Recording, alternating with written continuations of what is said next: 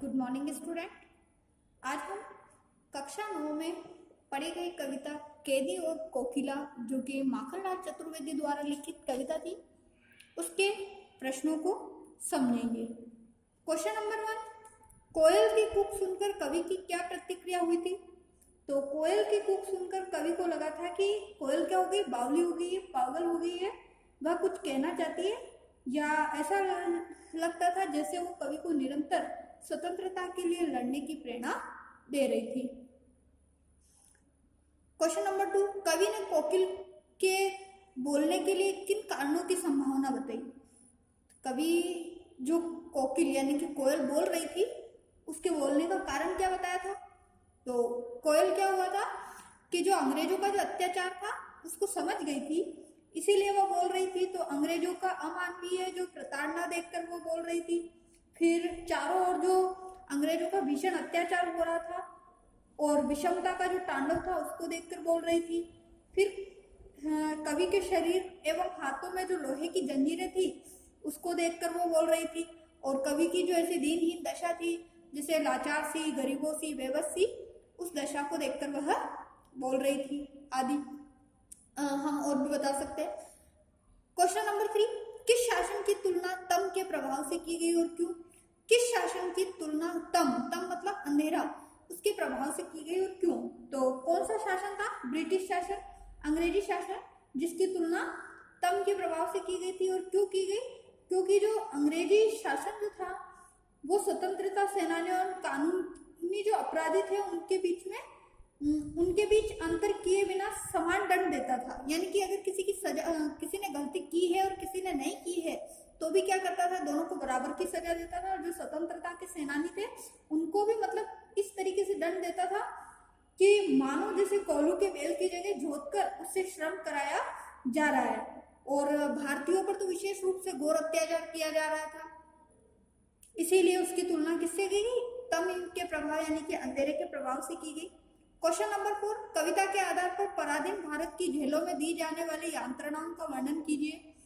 इसका आंसर आपको स्वयं लिखना है कि जो देश जब हमारा आजाद नहीं था उस समय जो क्रांतिकारी थे उनको जेल में किस प्रकार की सजाएं, यंत्रणाएं दी जाती थी, उसके बारे में आपको बताना है। क्वेश्चन नंबर 5, भाव स्पष्ट कीजिए। मृदुल वैभव की रखवाली सी कोकिल बोलो तो। ख, हूँ मोट खींचता लगा पेट पर जुआ, खाली करता हूँ ब्रिटिश अकड़ का कुआ। तो आपको जब कविता पढ़े, पूरी कविता का सार बहुत ही अच्छे से समझाया, व्याख्या समझाई है। उस आधार पर आपको इन दोनों पंक्तियों के भाव स्पष्ट करने, इसका आंसर भी आपको स्वयं लिखना है। क्वेश्चन नंबर 6, अर्धरात्रि में कोयल की चीख से कवि का क्या अंदेशा है?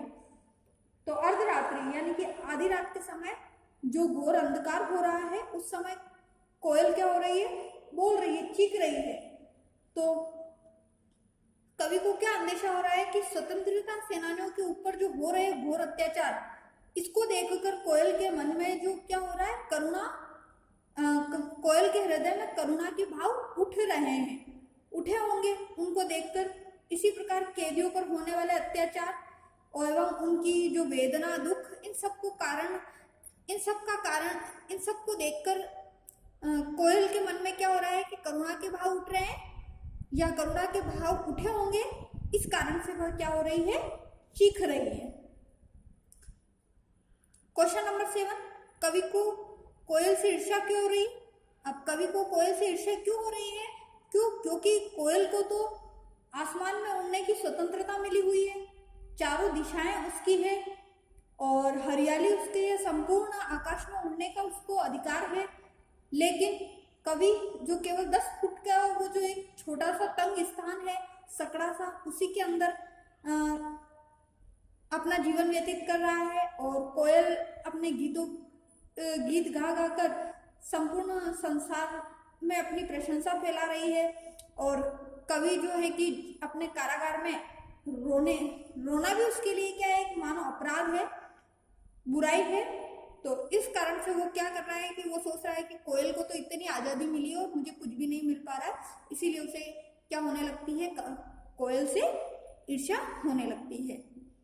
तो आज हम क्वेश्चन नंबर 1 से 7 तक ही समझेंगे। नेक्स्ट प्रश्नों को नेक्स्ट क्लास में करेंगे। आज का जो आपका होमवर्क है, क्वेश्चन नंबर 1 to 7 आपको होमवर्क में लिखना है। सभी के आंसर आपको होमवर्क में लिखने हैं।